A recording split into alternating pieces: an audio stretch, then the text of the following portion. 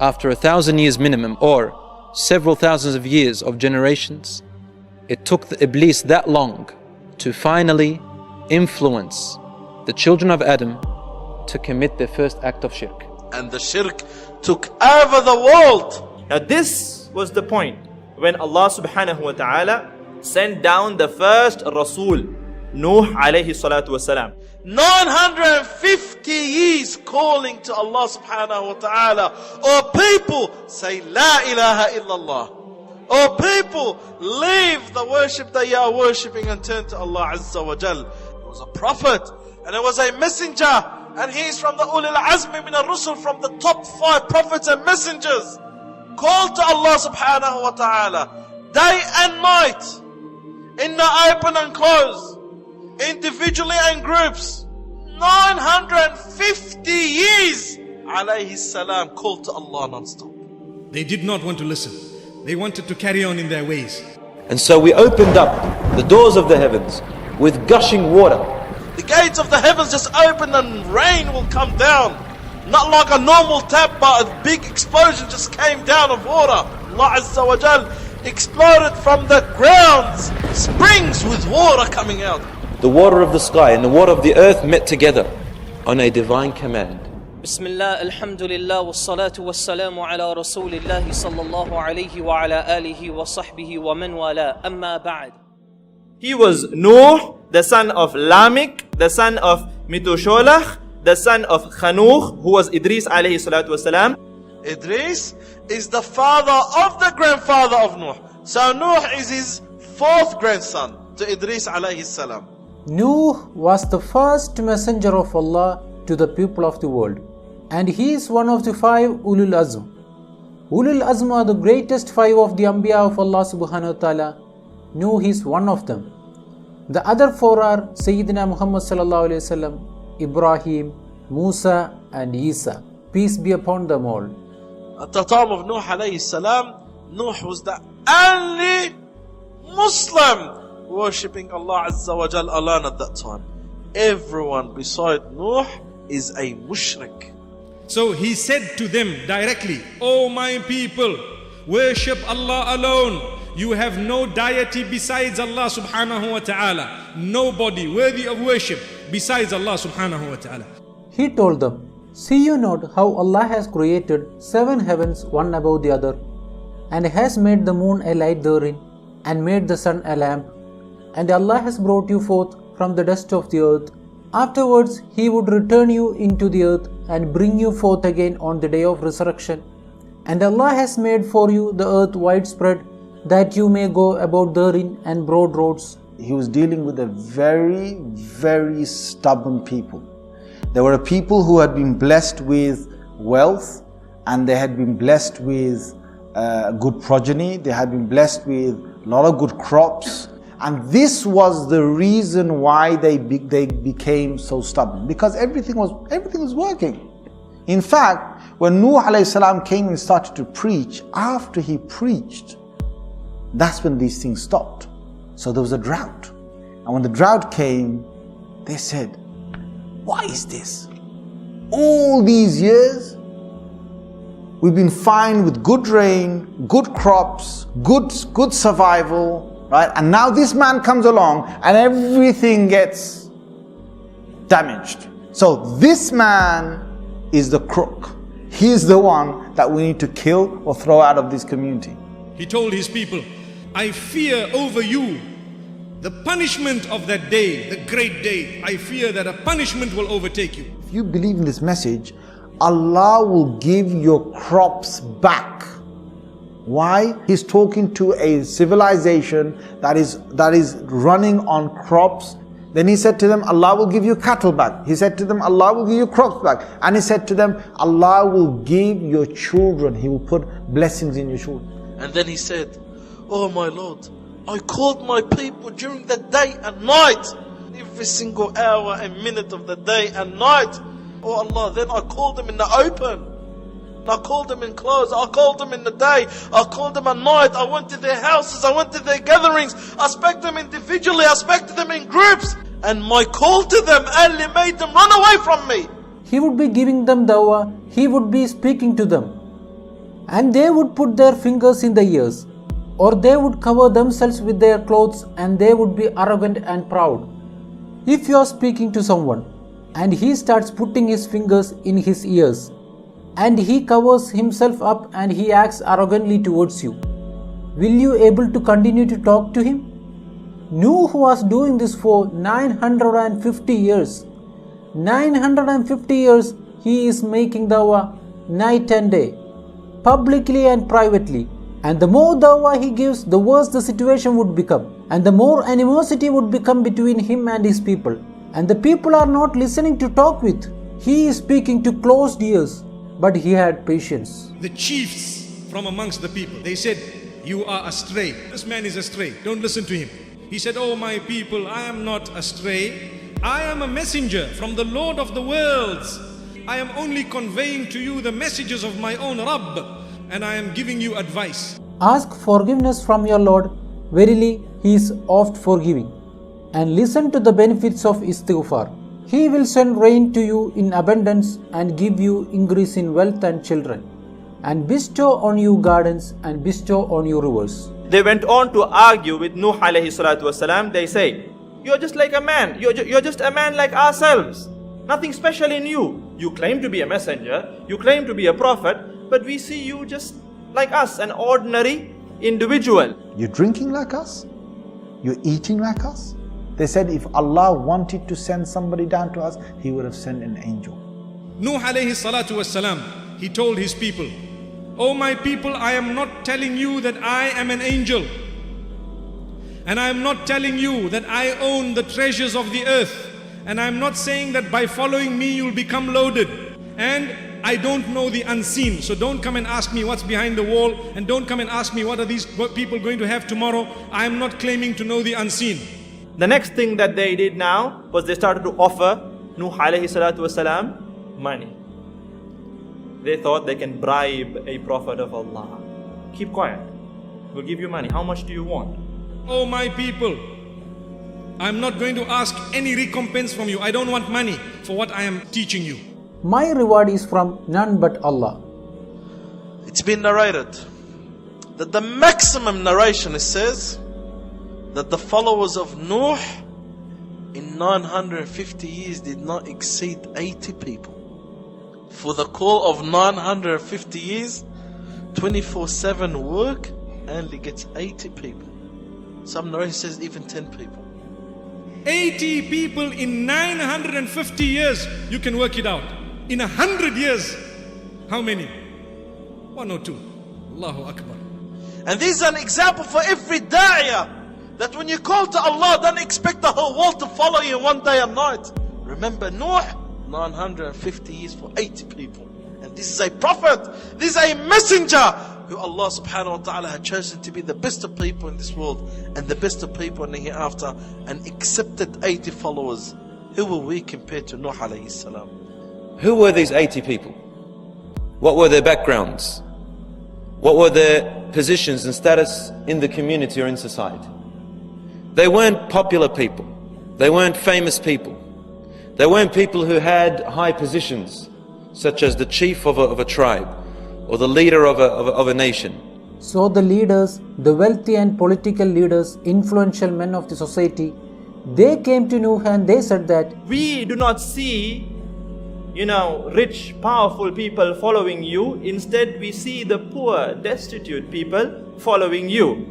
Why should we follow you when the lowest of our society is with you? you have to kick out those weekend slaves, otherwise we're not gonna listen to you. He said, these people appear to be low in terms of worldly standings, but you don't know their hearts. You don't know their hearts. Allahu Akbar. They are pious. Allah knows their heart. Who will support me? Who will stand by me if I kick these people away and Allah Azza wa Jal will want to punish me? Who will stand by me? Can't you think? They said, if you cease not, if you don't stop, O Nuh, you will surely be among those stoned to death. We're gonna stone you to death. Look at these threats. What did Nuh alayhi salatu wasalam do? He knew Allah was with him. Not a day did he raise his hands to say, Ya Allah, destroy them. He kept on saying, Ya Allah, guide my people. He is alone against all of the society, and he did not tired, and he never gave up. Who gave up? His people. They told Nuh, "You have been debating with us, and this debate has been prolonged. This is taking too long. Can you please end it and bring the punishment of Allah that you said?" Subhanallah, look at the sabr of the Nabi. He never gave up, and the whole society, one against the whole, and they lost. Allah subhanahu wa ta'ala says, and it was inspired to Nuh. None of your people will believe except those who have believed already. Allah subhanahu wa ta'ala closed the doors of Tawbah. Nuh made his dua after 950 years of patience. He finally made a dua against his people and he said, "O Allah, leave none of the non-believers on the face of the earth." Nuh said, "If you leave them, they will mislead your servants, and they will beget none but wicked disbelievers." Nuh alayhi salam called out to us. We responded immediately to our worshipper. Allahu Akbar. Allahu Akbar. We are the best of those who respond, Allah says. Then Allah subhanahu wa ta'ala says, Do not be sad because of what they used to do. Do not grieve over them. And you know why this was said? Because the wife of Nuh alayhi salatu wasalam did not accept the message. The son of Nuh alayhi salatu wasalam did not accept the message. They were all from the kuffar. Allah subhanahu wa ta'ala revealed to Nuh to build an ark, a ship. Nuh alayhi salam had asked Allah subhanahu wa ta'ala to save him and his family and the believers. Allah promised him that he will save him and his family and the believers. But he said, except those who disbelieved. Allah ordered Nuh alayhi salam to go up to a mountain to build the big ship. And Jibreel alayhi salam came down teaching Nuh how to build the ark. So Nuh started constructing the ark. And Nuh stayed 100 years building the ark. So Jibreel alayhi salam used to tell him how to prepare the wood. He'd tell him to carve the wood and make it curved so that it can sail easily and it can float. And he told him to use nails and wood. Now Allah subhanahu wa ta'ala commands him to build 3 decks upon the ship. The lowest deck was for animals. The deck above that, that's the middle deck, was for the human beings, passengers. And the topmost deck was for the birds. At that time there wasn't many trees in his area. So Nuh alayhi salam will plant that tree, wait for it to grow, and then Nuh alayhi salam will cut that timber and put it into the ark. 100 years until it became a massive ark.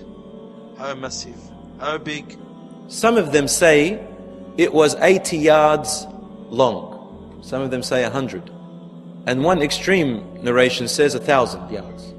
But minimum 80 yards long. And they agree that it was at least 30 yards high.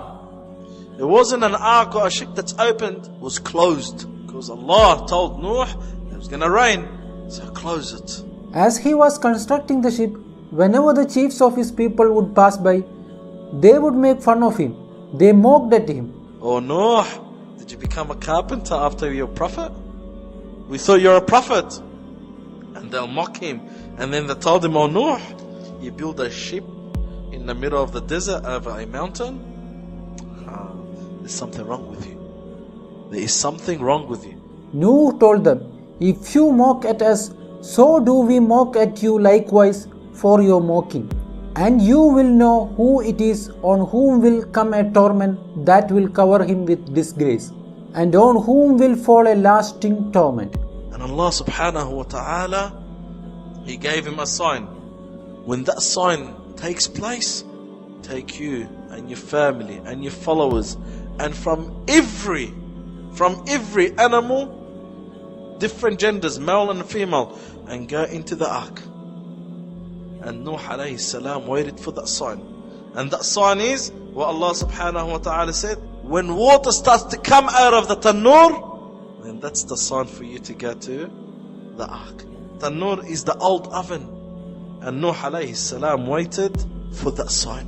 And one day, water exploded out of the oven. So Nuh knew it's time. He called upon his followers and went to the ark, and in front of the ark, all the animals from the different genders were waiting in line to enter the ark. Subhanallah. Allah's miracles. From every animal, male, female, was waiting outside the ark. And Nuh alayhi salam went with his 80 of his followers and his family and his wife. And Nuh had a non-believing wife, she passed away. Then Allah Azza wa Jalla gave him a believing wife. And he had 4 boys. He had Ham, Sam, Yafith, and Canaan. 3 of those, Sam, Ham, Yafith, were Muslims, and Canaan was a non-believer. When he went on the ark, what did he say? Bismillah. So it was till then came our command. And so we opened up the doors of the heavens. The springs of the earth started gushing with water, and rain started falling from the sky. The water of the sky and the water of the earth met together on a divine command. The waves picked up this ark, and Nuh is seeing his son in front of his eyes. He is telling his son, "Come and join us. O my son, embark with us and don't be with the non-believers." What did his son reply in arrogance? He said, "Dad, I'm going to go to a high mountain and it will save me from the water." His father told him, "There is nothing that can save you on this day except the mercy of Allah." He refused. Waves separated between them and he drowned. Imagine standing and you see your son in front of your eyes, and the waves are separating between you and him slowly. And in front of your eyes, you know that that's the end of your son. What a difficult situation. And Nuh called upon his Lord and said, "O my Lord, verily my son is of my family, and certainly your promise is true, and you are the most just of the judge." Allah replied immediately to him and said to him, he said, "O Nuh, he's not one of your family." Why? In the earlier verse, Allah said to him, "I will save your family except the ones who disbelieved." Don't dare to ask me something that you have no knowledge of. I warn you, I admonish you, I advise you not to be among the ignorant. Nuh alayhi salam did not hesitate. He immediately prostrated to Allah subhanahu wa ta'ala and asked Allah to forgive him. The water level was reaching now the peaks of mountains. Fully. Not only wallah, the Arabian Peninsula, but the whole world was covered with water. Allah subhanahu wa ta'ala says, "So the ship sailed with them amidst wave-like mountains." It is not this ark that saved them from these waves. It is the will of Allah subhanahu wa ta'ala and the care of Allah subhanahu wa ta'ala that will take care of you and save you. Allah subhanahu wa ta'ala told Nuh to build the ark because you have to do your part. And they'll stay in the ark for 6 months. And Allah subhanahu wa ta'ala ordered Nuh to make dua. "Oh Allah, make me land on a good landing. And you are the best of those who give hospitality." Allah Azza wa Jal for 6 months protected Nuh and his followers in the ark. And then Allah Azza wa Jal ordered the ground to swallow the water. And then the flood's gone. Nuh alayhi salam is in the cover. He doesn't know. 6 months under the rain. Water from the top, water from the bottom. So Nuh alayhi salam used to send bird. He used to send a pigeon. And every day that pigeon would come back with nothing. So one day he sent that pigeon and it came back with a leaf from an olive tree. So Nuh realized that now the water's drying. And then after that, for a few days, he sent that pigeon again. He came back with mud on his feet. So Nuh realized that now the water is dry. And where did the ark stop? It stopped on a mountain called Judi. And that mountain is in Turkey. The ark, subhanAllah, was built on a mountain and landed on a mountain. So you'd hardly find an ark that high. Allah says, "And we left the ark as a sign, as a miracle." Can anyone deny this? At the time of the Prophet Muhammad ﷺ, this ark was still there, and people found it, and people witnessed it, and people spoke about it, and today they still talk about its fossils, and the scientists are discovering, because they know that the ark is actually still there. Allah subhanahu wa ta'ala said, "O Nuh, get down from the ship with peace from us, and may blessings be upon you and on the people who are with you." And then Nuh alayhi salam came out with 80 people, and only 80 people living on the surface of this earth. Allah subhanahu wa ta'ala saved him and those 80 people and the rest of the animals. And Nuh alayhi salam came out knowing that there is no one living on the surface of this earth. And not only this, Allah subhanahu wa ta'ala made all the followers of Nuh not to have any descendants, no more children. All the descendants stopped. All their wives were barren except Nuh and his family. And that's why they call Nuh the second Adam, because all the descendants go back to Nuh alayhi salam, no one else. At that point, Nuh alayhi salam had 3 sons. What their names were? Sam or Sham, Ham, and Yafith. And Nuh alayhi salam lived 350 years after the flood. And he passed away alayhi salam, and most of the narration says he was buried in Mecca. So what's the lesson? Be patient. The end result, the winners in the end are going to be who? The ones who have taqwa. The ones who will win are the believers. Nuh did win, but he won after 950 years. From the progeny of Sam, there came from him the Arabs, the Persians, and the Romans. From Yafith, there came the prosperity of the Turks, some tribe called the Sakalibas, and Ya'juj and Ma'juj, Gog and Magog. And from Ham started the lineage of who they call the Copts, Sudanese, and the Berbers, so the dark-looking people. And from the children of Sam started to spread all the way into the Arabian Peninsula and all the way to Yemen and Hadramaut. And one of the tribes, a tribe by the name of Ad, comes from. And they started worshipping things, stones and items. Shirk, engaging in shirk. So Allah subhanahu wa ta'ala has sent Hud to the Ad, the people of Ad. وصلى الله وسلم وبارك على نبينا محمد سبحان الله وبحمده سبحانك اللهم وبحمدك نشهد أن لا إله إلا أنت نستغفرك ونتوب إليك.